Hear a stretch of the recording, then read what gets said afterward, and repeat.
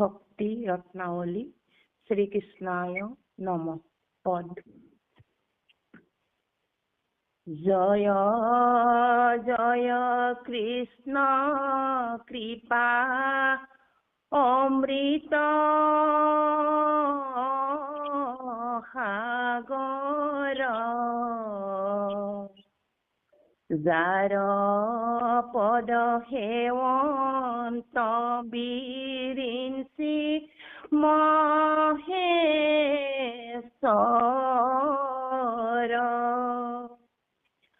মহাবিশ্বদ্ৰোহী তৰে যাৰ লৈলে নাম,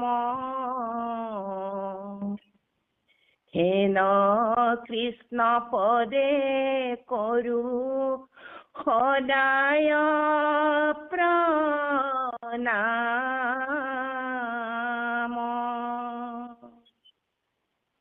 এই ৰাম গুণ কাল কৰ্ম মায়া অধীন, যাহাৰ কৰে কটাক্ষতে সৃষ্টি পালন সংসাৰ,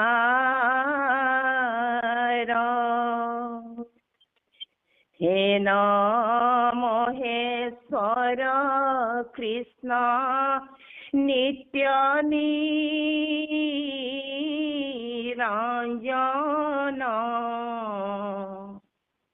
সদায় প্ৰণামো তান অৰুণ চৰণ, মোৰ নিজ গুৰু হৃদি সৰজ দুৰাই,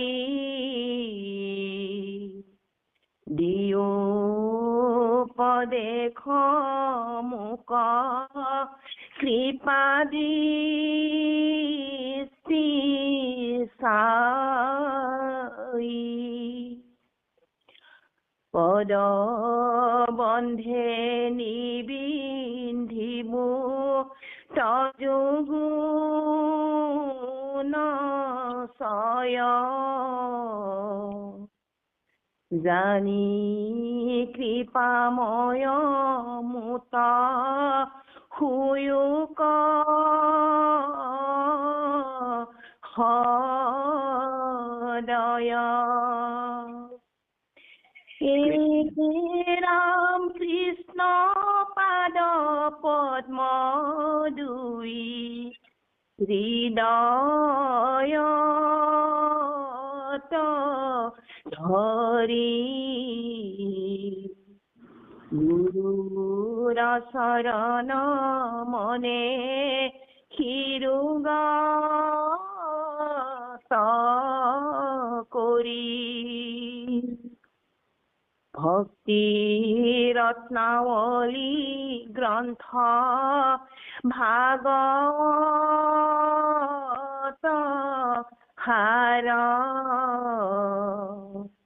মুৰুখ মাধৱে পদ কৰিলা প্ৰচাৰ,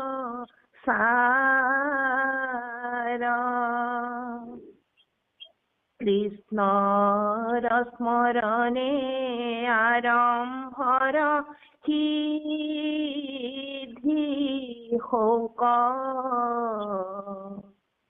বোলো কৰ জোৰে শুনা সভাসদ লোক, এই ৰাম অল্পমতি হুয়া বৰ কৰিলো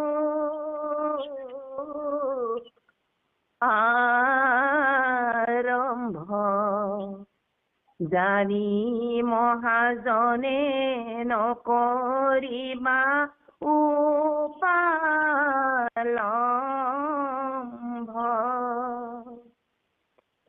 গৰুড়ৰয়ুৰা অযদ্যপি সম নুই পখায় অনুৰূপে পক্ষী তেৱে কিনো ৰই যদি অনুচিত হুৱে মুৰইতো কৰ্ম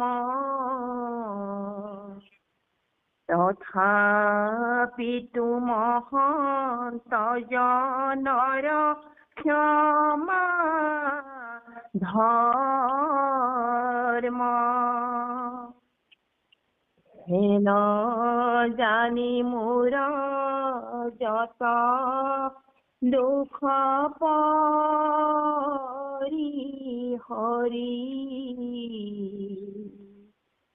কৃষ্ণ কথাৰ পিও কৃকণাঞ্জলি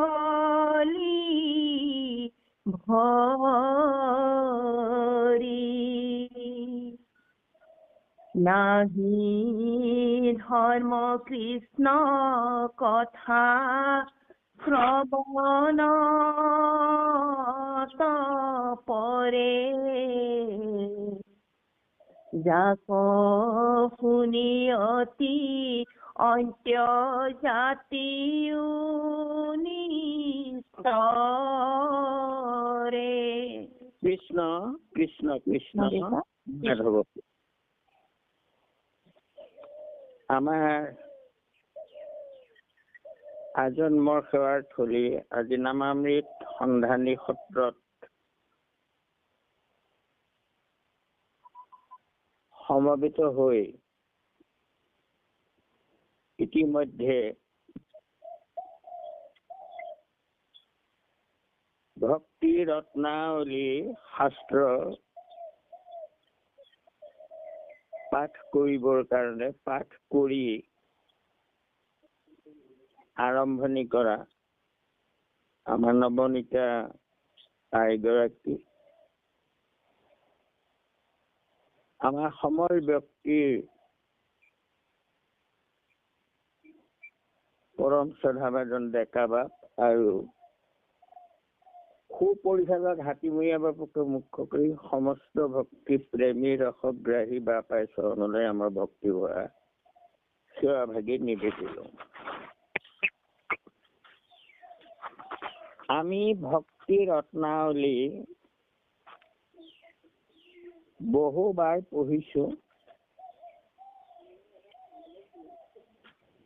পুনৰ আকৌ সেই ৰত্নাৱলীকে আমি আজি আকৌ আৰম্ভ কৰিছো। অৰ্থাৎ ভক্তিৰ ৰত্ন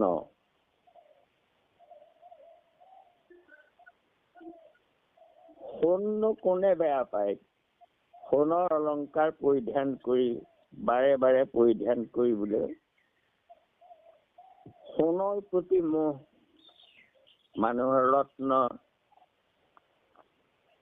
সদায়ে থাকে, সদায় সোণৰ মূল্য সদায় বাঢ়িহে গৈ থাকে।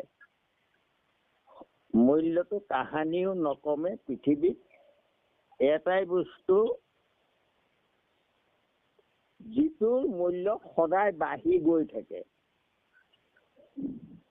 কম নহয় কেতিয়াও।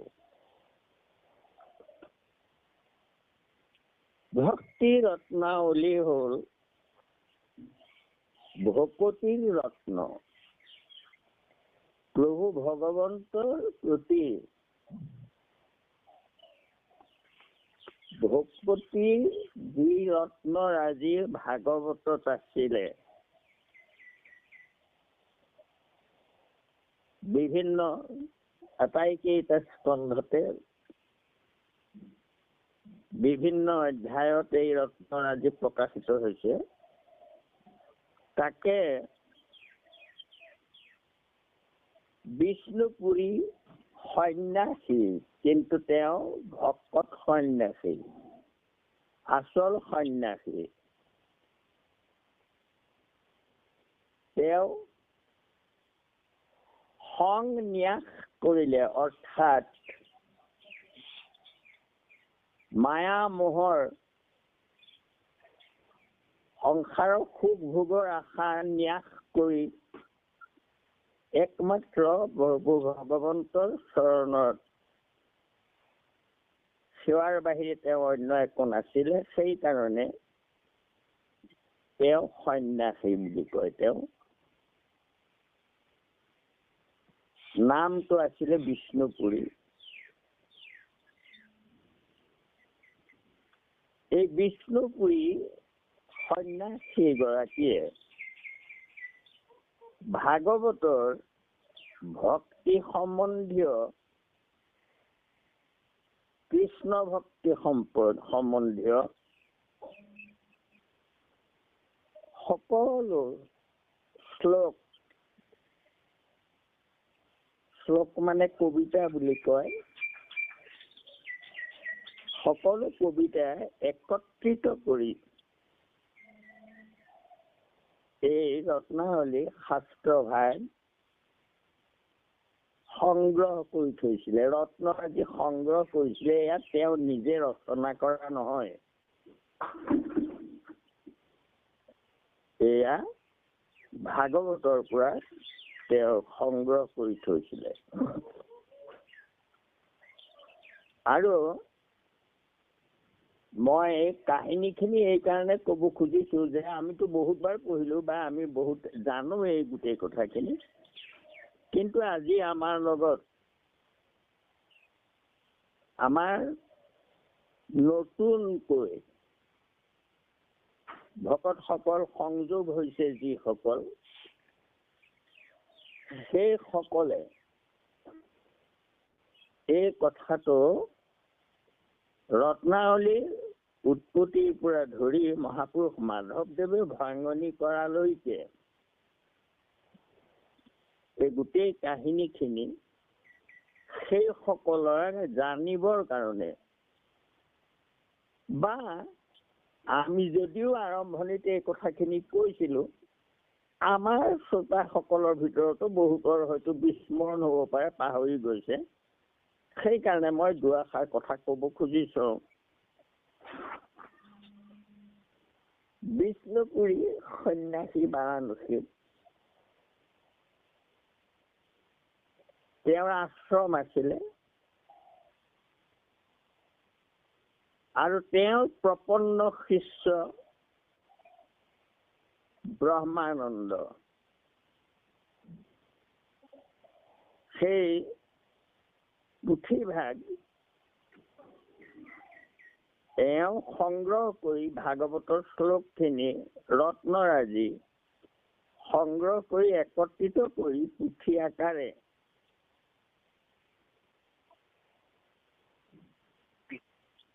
পুথিভাগি আকাৰ সৰু, সেই পুথিভাগে এটি বাকচত ৰত্নাৱলী পুথিভাগি তলত থৈ তাৰ ওপৰত ভাগৱত শাস্ত্ৰভাগ থৈ তেওঁ বন্ধ কৰি, তলা বন্ধ কৰি নিৰ্দিষ্ট জেগাত উপাসনা থলীত সেই বাকচটি থৈ দিলে। আৰু তেওঁৰ শিষ্য, তেওঁৰ পিছত তেওঁৰ আশ্ৰমৰ দায়িত্ব ব্ৰহ্মানন্দক অৰ্পণ কৰি দিলে। আৰু দি পেলাই তেওঁক ক'লে যে এই বাকচত মোৰ সংগ্ৰহিত ৰত্নাৱলী পুথিভাগি একেবাৰে তলত থৈ দিয়া আছে, আৰু ওপৰত মহাভাগৱত শাস্ত্ৰ ভাগি আছে।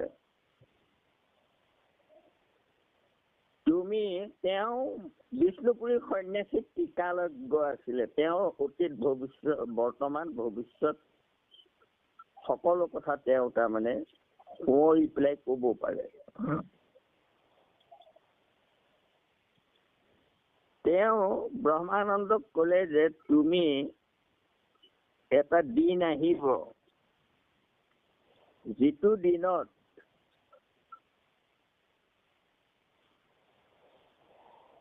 বকাৰ আদি গাঁৱত সকাৰ আদি নামে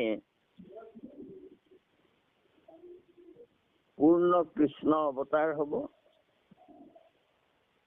অৱতাৰ হৈ ধৰ্ম প্ৰচাৰ কৰিব। এই খবৰটো তোমাক কোনোবা এজনে দিব আৰু তেতিয়া তুমি এই পুথিভাগি তেওঁৰ হাততে দি সেই ভগৱন্তৰ অৱতাৰী শংকৰদেৱলৈ পঠাই দিবা। এই বুলি কৈ তেওঁ সেই আশ্ৰমৰ পৰাও আঁতৰ হৈ গ'লগৈ, অৰ্থাৎ সন্যাসী হৈ পেলাই তেওঁ তাৰমানে ভক্তি কৰি ঘূৰি ফুৰিলে। ইতিমধ্যে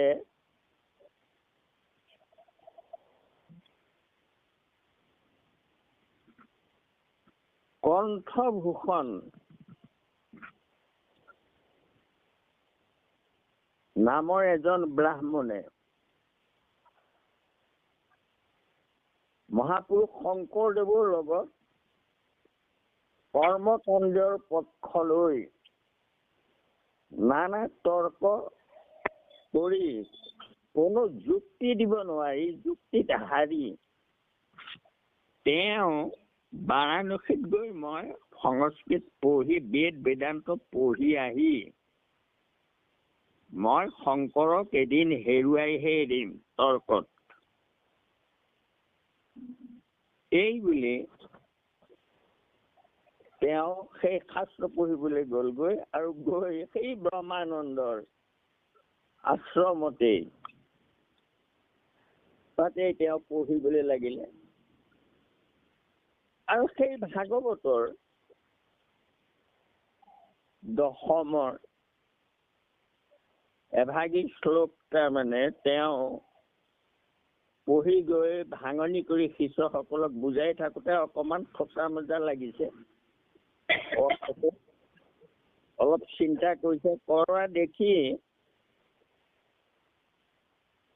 এই কণ্ঠভূষণে কি কৰিলে, শংকৰদেৱে ভাঙনি কৰা পদ দুটামান গাই দিলে। গাই দিয়াৰ লগে লগে তেওঁতো স্তম্ভিত হৈ গ'ল, ইমান সুন্দৰকে সৰল অৰ্থত ভাঙনি কৰা পদ কৰা এইজন কোন? তেতিয়া সুধিলে যে কণ্ঠভূষণ, তুমি যে এই সৰল পদখিনি গালা, শ্লোক ভাগৰ ভাঙনি, এয়া কোনে ভাঙনি কৰিছে? তেতিয়া কণ্ঠভূষণে ক'লে যে এয়া ভাঙনি কৰিছে আমাৰ অসমত শংকৰদেৱ বুলি এজন লোকে, আৰু তেওঁ ব্ৰতদোৱাত তেওঁৰ জন্ম। এই বুলি কোৱাৰ লগে লগে ব্ৰহ্মানন্দৰ মনলৈ আহিলে তেওঁৰ গুৰু বিষ্ণুপুৰীয়ে যে কৈছিলে বকাৰ আদি গাঁৱত সকাৰ আদি নামে কৃষ্ণ হইব অৱতাৰ। এই কথাষাৰ তেওঁ মনত পৰিলে আৰু পৰি তেওঁ ক'লে যে কি নামটো কি? বোলে নামটো শংকৰদেৱ। জন্ম গাঁওখন কি? বোলে ব্ৰতদোৱা, ব্ৰতদবা বুলি কয়। বকাৰ আদি গাঁও অৰ্থাৎ বৰদোৱা, সকাৰ আদি নাম শংকৰদেৱ। গতিকে কৃষ্ণ অৱতাৰ হ'ব আৰু এই বাতৰি মোক দিব বুলি কৈছিলে। গতিকে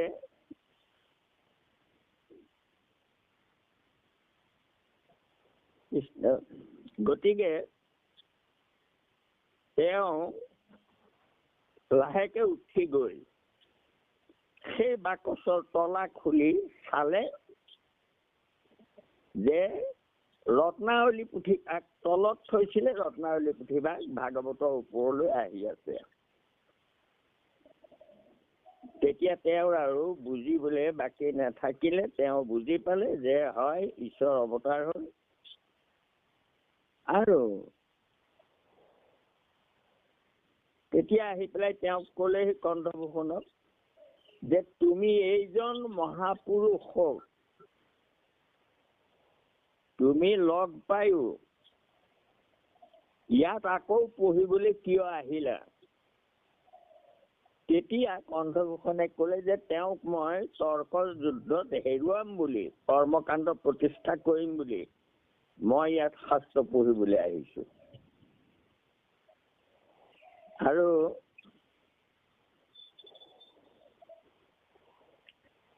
যেতিয়া সেইদে ক'লে তেতিয়া কণ্ঠভূষণে হাঁহিলে আৰু হাঁহি পেলাই ক'লে যে তোমাৰ কি সাধ্য আছে, এইজন ঈশ্বৰৰ অৱতাৰ।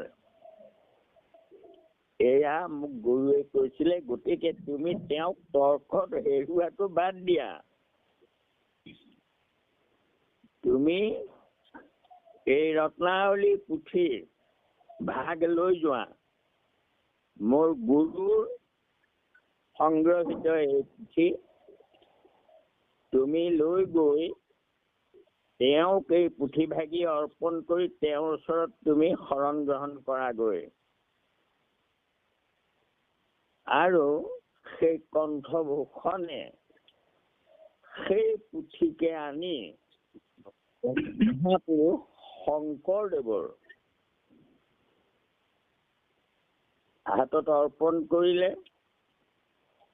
শংকৰদেৱে প্ৰথমতে কোনে ৰচনা কৰি বুলি সোধাত শংকৰদেৱে ক'লে, কণ্ঠভূষণে ক'লে যে এনেকে বিষ্ণুপুৰী সন্যাসীৰ ৰচনা ব্ৰহ্মানন্দ মোৰ হাতত দি পঠিয়াইছে আৰু আপোনালে সেৱা জনাই পেলাইও তেওঁ ইয়াত শ্লোক সংযোজন কৰি দিছে। তেতিয়া গুৰুজনে সন্যাসী শব্দটো শুনি ভাবিলে যে সন্যাসীয়ে এই ভকতিৰ কথা কি জানিবনো, এই বুলি মাধৱদেৱক দিলে যে মাধৱ চোৱাচোন পুথিভাগ। মাধৱদেৱে লৰালৰিকৈ তাৰমানে কেইভাগ বিৰচন আছে অধ্যায়কেইটা চাই গ'ল। গৈ তাৰপৰা কৈ গৈছে আমুক আছে এনেকে কৈ তাৰপৰা শেষত গৈ শৰণ বিৰচন পালে আৰু পাই পেলাই ক'লে যে গুৰুজন এয়া শৰণ বিৰচন আছে। আৰু তেতিয়া গুৰুজনে পুথিভাগ মাধৱদেৱৰ হাতৰ পৰা লৈ নিজৰ মূৰত লৈ বিষ্ণুপুৰী মোৰ লগৰীয়া সুহিত বান্ধৱ বুলি ক'লে আৰু মহাপুৰুষ মাধৱদেৱক সেই শাস্ত্ৰভাগি অনুবাদ কৰিবৰ কাৰণে ৰত্নাৱলী মাধৱদেৱৰ ৰচিত নহয়, মাধৱদেৱৰ অনুবাদিত। মহাপুৰুষ মাধৱদেৱে অনুবাদহে কৰিছিলে। গতিকে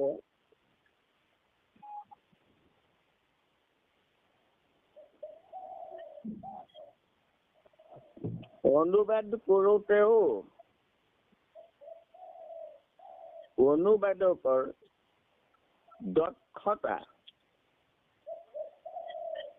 প্ৰকাশ পায়, যেহে সংস্কৃতৰ পৰা অনুবাদ কৰিব পাৰে। কিন্তু সকলোৰে অনুবাদ সাহিত্যিক মৰ্যাদা, কাব্যিক মৰ্যাদা সকলোৰে একে নহয়। কাব্যিক সৌন্দৰ্য ইয়াত আছে, ছন্দ, উপমা ইত্যাদি এইবোৰ তাৰমানে সংলগ্ন কৰি কৰিব পৰাটো এটা ডাঙৰ মহৎ গুণ। গতিকে যেনেকৈ সোণটো সোণেই, কিন্তু সেই সোণৰ পৰা অলংকাৰ তৈয়াৰ যিসকলে কৰে, বেলেগ বেলেগ অলংকাৰ কৰে, তাত সোণাৰী দক্ষতাটো যেনেকৈ প্ৰকাশ পায় সুন্দৰ সোণাৰী, সেইদৰে মাধৱদেৱে মূলটো তাৰমানে নানা অলংকাৰ সংযুক্ত কৰি ভাঙনি কৰিছে। গতিকে সেইকাৰণে মহাপুৰুষ মাধৱদেৱৰ দক্ষতা ইয়াত প্ৰকাশ পাইছে। যেই কি নহওক, এই কথাখিনি সাৰ্বভৌম ভট্টাচাৰ্যই নিজে স্বীকাৰ কৰি গৈছে। কৈ থৈ গৈছে তেওঁ, সাৰ্বভৌম ভট্টাচাৰ্য জ্যোতিষত সাৰ আছিলহো দেৱীৰ উপাসক দুৰাচাৰ। সাৰ্বভৌমৰ কণ্ঠভূষণে নিজে লিখিছে, মই সাৰ্বভৌম ভট্টাচাৰ্য জ্যোতিষত পণ্ডিত, কিন্তু মই দেৱী উপাসক দুৰাচাৰী আছিলো। শংকৰৰ লগে বহু বাদক কৰিলো, বাদভংগ দিয়া শাস্ত্ৰ পঢ়িবাক গৰিলো। শংকৰদেৱৰ লগত বাদ কৰিলো, দেৱী পূজক মই। শংকৰদেৱে দেৱী পূজা বন্ধ কৰিছে। গতিকে মই যিকোনো প্ৰকাৰে দেৱী পূজা প্ৰতিষ্ঠা কৰিম, শংকৰক বাদত হেৰুৱাম, এই বুলি বাৰাণসীত শাস্ত্ৰ পঢ়ি পেলাই 4 বেদ 14 পঢ়িবলৈ গুচি গলো। 4 বেদ 14 শাস্ত্ৰ তহিতে পঢ়িলো, শংকৰক গুৰু মানি উভতি আছিলো। এই যে কাহিনীটো শুনিলে পূৰ্ণ কৃষ্ণ অৱতাৰ হোৱা, পঢ়া বাদ দিলে আৰু শংকৰক গুৰু মানি মই উভতি আহিলো।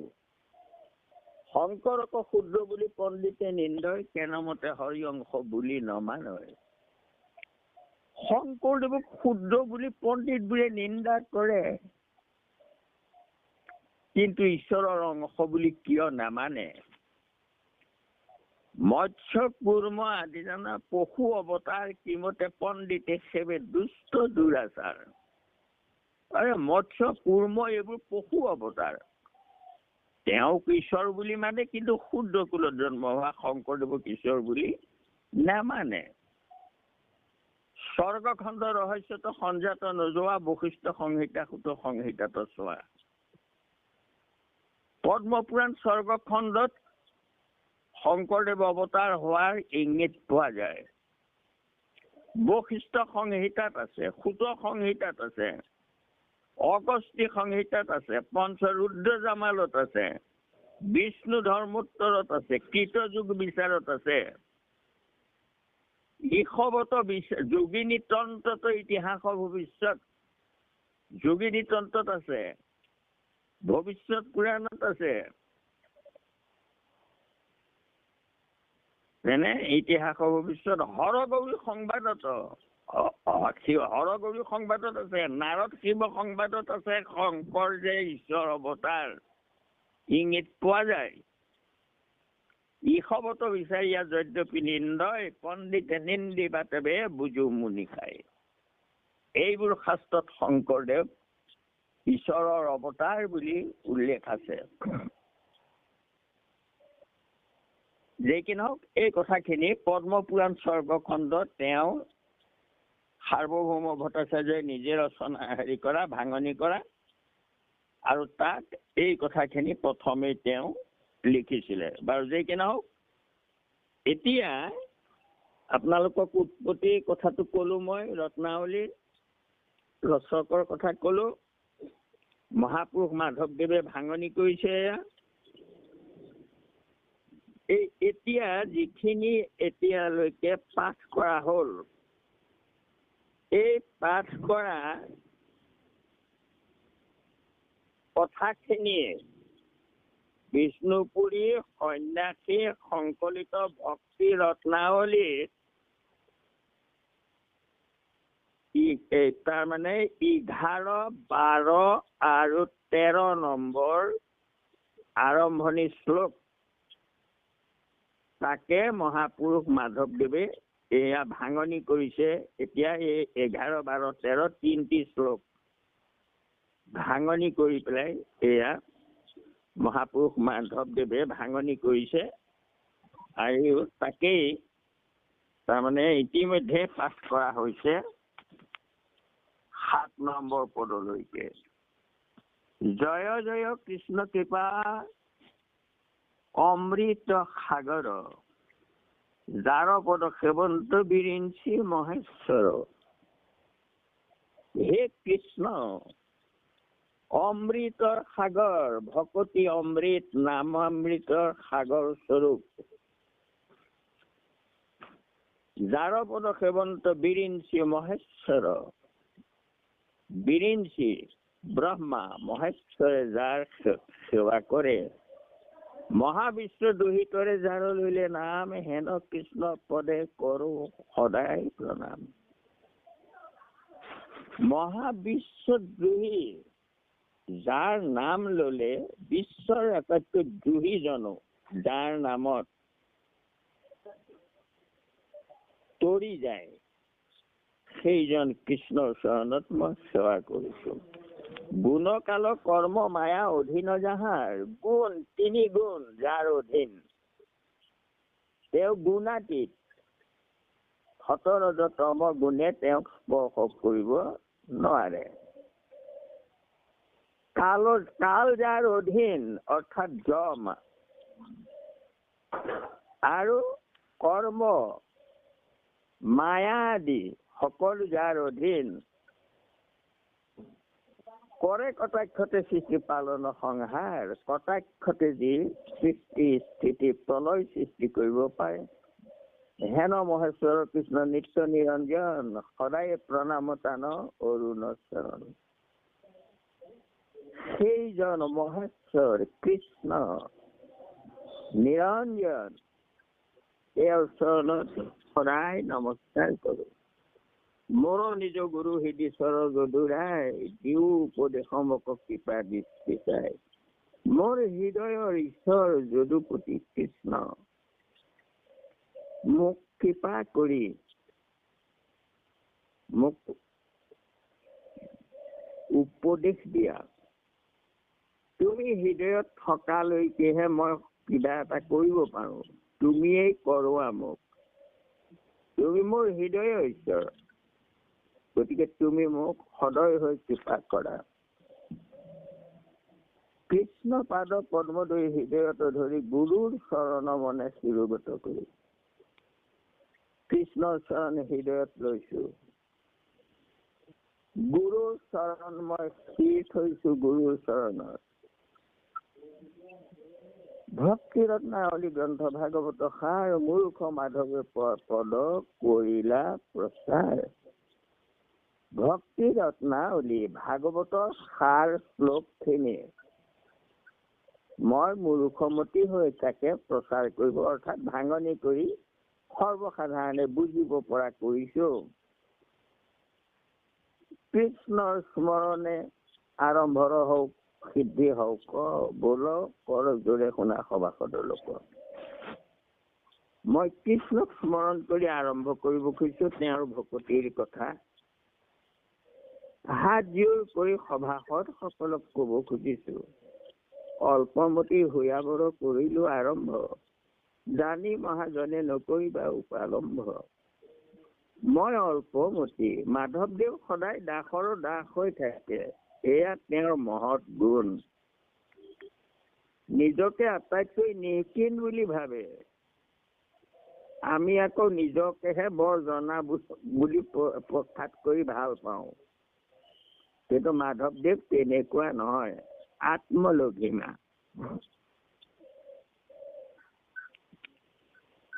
জানি মহাজনে নকৰিবা অপালম্ভ, গৰুৰ উৰাও যদ্যপি সম লৈ, পকা অনুৰূপে প্ৰকৃত ব্যক্তি নুৰয়। গৰুৰ চৰাইও আকাশত উৰিব পাৰে, কিন্তু এটা টিপচী চৰাইও উৰিয়ে, সেই বুলি গৰুৰ সমান উৰিব নোৱাৰিলেও সিওতো আকাশত উৰে শক্তি অনুসৰে।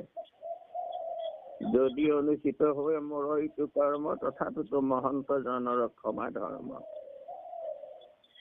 যদি এইটো কৰিব নালাগিছিলে বুলি কোনোবাই ভাবে তেতিয়াহ'লে মহন্তজনে মোক ক্ষমা কৰিবা, মই এইটো দোষ কৰিছো বুলি যদি কোনোবাই ভাবা। হেন জানি মোৰ যত দোষ পৰি হৰি কৃষ্ণ কথা ৰস পিও কৰ্ণাঞ্জলি ভৰি। মোৰ দোষ কোন চাব নালাগে, মই কৃষ্ণ কথা এয়া অনুবাদ কৰিছো, কৰ্ণাঞ্জলি ভৰি তাক পান কৰি সন্তোষিত হোৱা।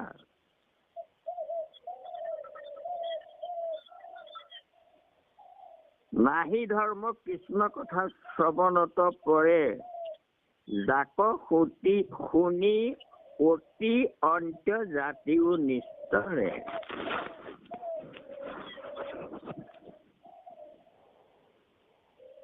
কৃষ্ণ কথা শ্ৰৱণত পৰে আৰু ধৰ্ম নাই, শ্ৰেষ্ঠ ধৰ্ম নাই। যাক শুনি অতি অন্ত্য জাতিও নিস্তৰে। যাক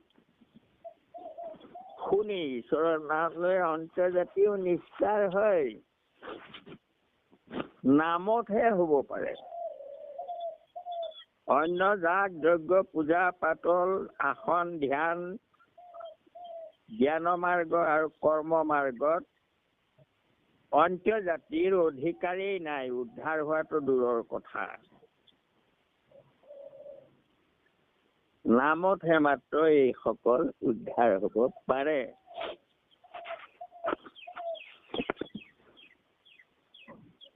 কৃষ্ণ শুন আৰু দুকুটমান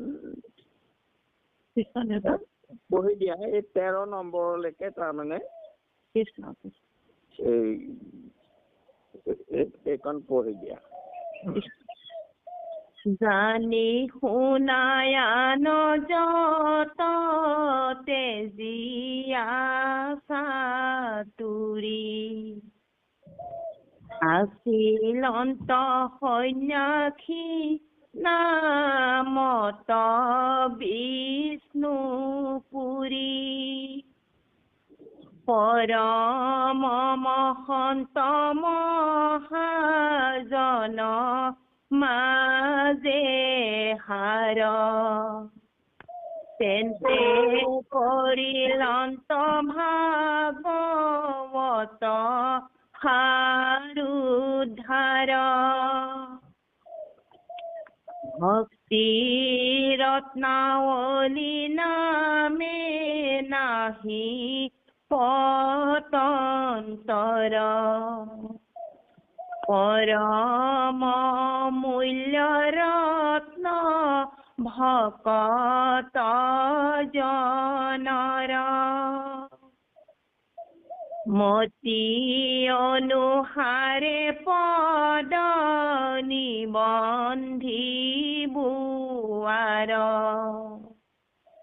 কৃষ্ণৰ প্ৰসাদে শোক লোকত প্ৰচাৰ। মহাজন খবৰ সন্মত অনুহৰি,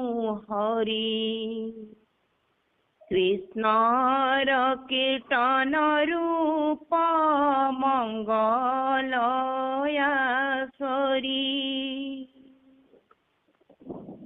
ভক্ত হমে মাধৱক কৰিয়া হেৱলি, বিৰচিল বিষ্ণুপুৰী ভক্তি ৰত্নাৱলী।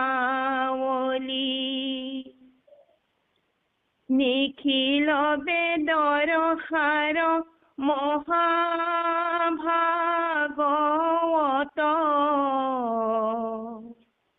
সদা ভক্তি প্ৰদ যাৰ অতুল মহত।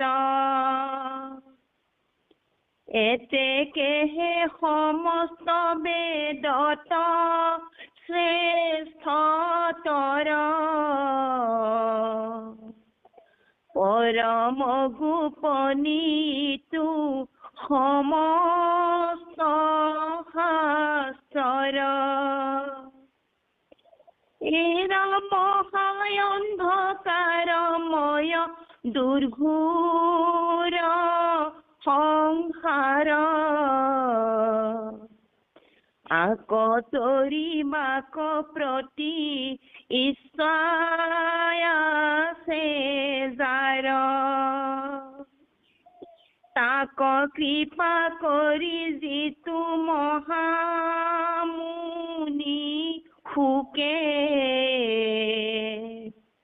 পৃথিৱীত ব্যক্তয়ানি কৰিলায়ুচুকে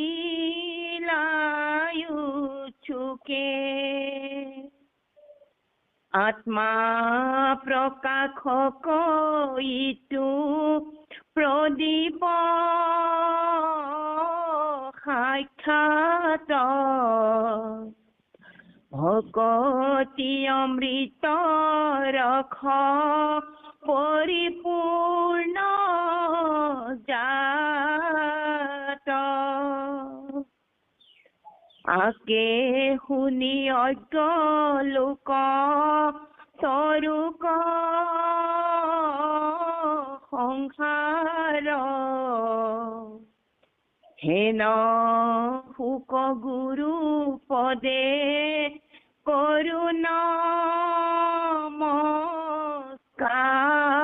নমস্কাৰ কৃষ্ণ কৃষ্ণ মাধৱ মাধৱ জানি শুনাই আন যত তেজীয়া চাতুৰি আছিলন্ত সন্যাসী নামতো বিষ্ণুপুৰী পৰম মহন্ত মহাজন মাজে সাৰ তেন্তে কৰিলন্ত ভাগৱত সাৰ উদ্ধাৰ। এয়া মই এইখিনি কথা কৈয়ে গৈছিলো যে অন্য চাতুৰি বাদ দিয়া বিষ্ণুপুৰী নামৰ এজন সন্যাসী আছিলে পৰম মহন্ত। তেওঁ মহন্ত মহাজনৰ মাজে সাৰ মহাজন সকলৰ মাজত শ্ৰেষ্ঠ তেন্তে কৰিলন্ত ভাগৱত সাৰ উদ্ধাৰ। ভাগৱতৰ সাৰ উদ্ধাৰ কৰি ভক্তি ৰত্নাৱলী নামে নাহি পতন্তৰ পৰম অমূল্য ৰত্ন ভকত জনৰ ভক্তি ৰত্নাৱলী নামকৰণ কৰি এই সাৰখিনি উদ্ধাৰ কৰিলে আৰু ভকতৰ কাৰণে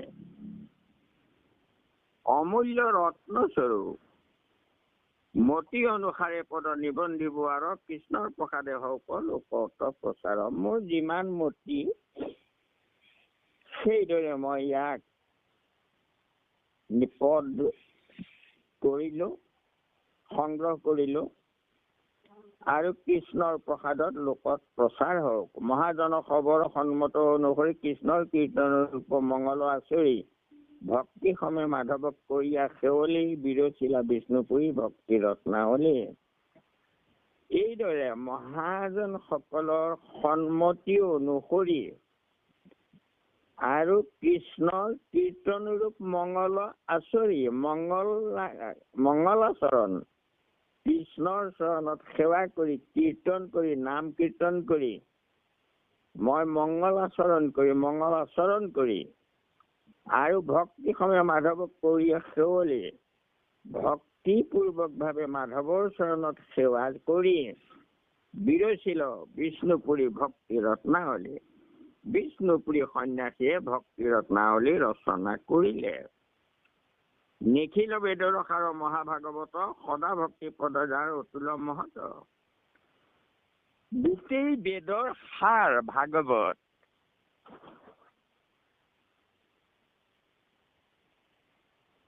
বেদৰ চতুৰ্থ সংস্কৰণ হল ভাগৱত। প্ৰথম হল বেদতেই সমস্ত ধৰ্মতত্ব নিহিত হৈ আছে। বেদা শ্ৰীকৃষ্ণ বাক্যানি বেদত কোনোবাই যদি বুজি নাপায় তেনেহলে গীতাত বুজিব পাৰিব। গীতা দ্বিতীয় সংস্কৰণ বেদৰ। বেদা শ্ৰীকৃষ্ণ বাক্যানি আৰু ব্যাস সূত্ৰাণি চৈবহি। আৰু সেই গীতাত যদি বুজি নাপায়, ব্যাসৰ সূত্ৰ সাহিত্যত বেদ ভাঙনি কৰি থৈ দিছে, সেই আৰু তাত বুজিব। তাতো যদি শ্লোক সংস্কৃতত আছে, সেইবোৰো তাকো বুজি নোপোৱা, তেনেহলে সমাধি ভাষা ব্যাসস্য। ব্যাসৰ সমাধি ভাষা। সমাধি মানে হল মৰিশালি, কিবা বস্তু পুতি থোৱা জেগাটোক সমাধি কয়। ব্যাসৰ কাপ মৈলাম, যিখন শাস্ত্ৰ লিখিলে আৰু সেয়ে শেষ শাস্ত্ৰ তেওঁ কাপ মৈলামবোৰ পুতি থৈ দিলে আৰু দ্বিতীয়বাৰ তুলি নললে। সেইকাৰণে সমাধি ভাষা। ভাগৱত বেদৰ একেবাৰে নুমলীয়া শেষ সংস্কৰণ।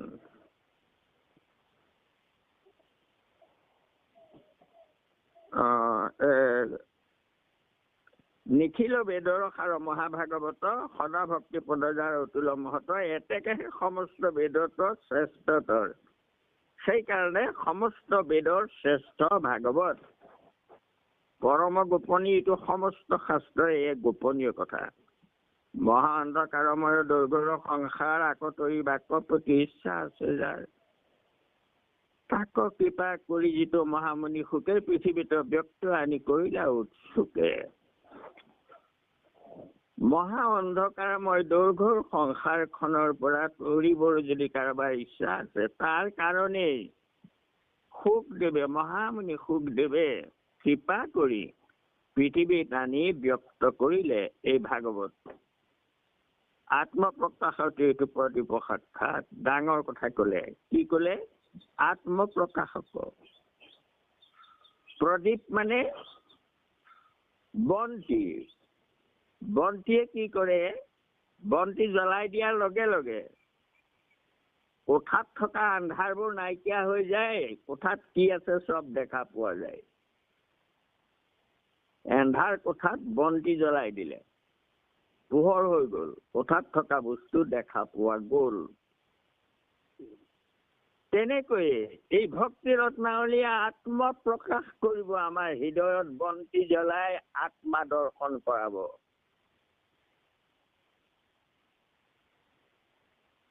এয়া পৰমাৰ্থ কথা। প্ৰদীপ বুলি কিয় কলে? আত্মাক পোহৰ কৰি আত্মাক দেখুৱাই দিব, আমাৰ হৃদয় স্থিত আত্মাক। ভকতি অমৃত ৰস পৰিপূৰ্ণ জাত। ইয়াত ভকতিৰ ভৰপূৰ হৈ আছে। আকে শুনি অজ্ঞলোক তৰুক সংসাৰ। নজনা মানুহখিনিয়ে ইয়াকে শুনি সংসাৰৰ পৰা উদ্ধাৰ হওক। হেন সুখ গুৰু পদে কৰো নমস্কাৰ। সেইজন সুখ গুৰুৰ চৰণত নমস্কাৰ কৰি আমালৈ ৰত্নাৱলী আগবঢ়াব। আজিৰ বাবে ইমানতেই আমাৰ ৰাখি দিছো। আৰু বৰ ৰাতিপুৱা বেলাতে আৰু তাৰমানে অলপ কমকৈ পঢ়িম আমি। মই আজিকালি বৰ বেছিকে কবও নোৱাৰা হৈছো। গতিকে যি কি নহওক, আজিৰ বাবে আমি এয়া অমৃত সাগৰত মুখ হাত ধুইছো আৰু স্নান পান আচমন কৰিম। কৃষ্ণ এই মহাগ্ৰন্থ মহাপুৰুষ বিৰচিত। আমি ইয়াৰ সম্পূৰ্ণ তত্ত্ব বুজাব পৰা ক্ষমতা দক্ষতা আমাৰ নাই। এই কবিয়ে যেনেকৈ কৈছে, পথা অনুৰূপে তাৰমানে উৰিবলৈ চেষ্টা কৰা হৈছে। গৰুৰ পক্ষীৰ দৰে উৰিব নোৱাৰিলেও আমি টিপচী চৰাইৰ দৰে উৰিবৰ কাৰণে অকমান চেষ্টা কৰা হৈছে। মানে কৰিছো, মাত্ৰ যত্ন কৰিছো, সম্পূৰ্ণ উৰিব জনা নাই। গতিকে এইখিনি আপোনালোকক দুআষাৰ কৈছো। ইয়াত হ'ব পৰা অপৰাধখিনিয়ে মৰিখন কৰিব, কোটি কোটি ঘৰৰ অপৰাধান্তে কৰমৰি দুৰাস হয়। হে হয় মোক দাস হেন মানিক ক্ৰমেও কৃপাময় শ্ৰীমন্ত শংকৰ হৰি ভকতৰ জানা যেন কল্পতৰু তাহান্ত বিনাই নাই নাই নাই। আমাৰ পৰম গুৰু, আমাৰ পৰম গুৰু, আমাৰ পৰম গুৰু কৃষ্ণ মাধৱ মাধৱ মাধৱ মাধৱ কৃষ্ণ। দোহাৰি দিম নে?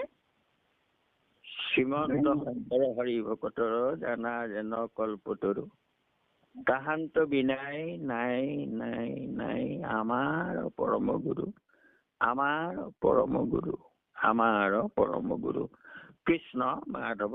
শুন এতিয়া তুমি দোহাই পেলাই ৰাখি দিয়া কৃষ্ণ মাধৱ। আত্মা প্ৰকাশ কৈতো প্ৰদীপ সাক্ষাৎ ভকতি অমৃত ৰস পৰিপূৰ্ণ জাত ৰামাকে শুনি লোক তৰুক সংসাৰ হেন শুক গুৰু পদে কৰুণ